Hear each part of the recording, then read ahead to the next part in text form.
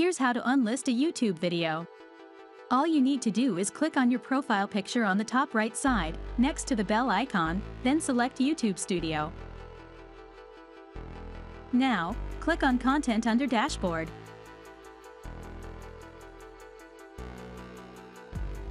This will show you all the videos you uploaded to YouTube. To unlist a YouTube video, click on Public and select Unlisted, then click Save. Congratulations, you've successfully unlisted a YouTube video. Thanks for watching. If you have any questions, don't hesitate to leave them in the comments section below. If this video was helpful, please hit the like button and subscribe to Let's Not Waste Time. For more useful YouTube tips and tricks, check out our full playlist of YouTube tutorials.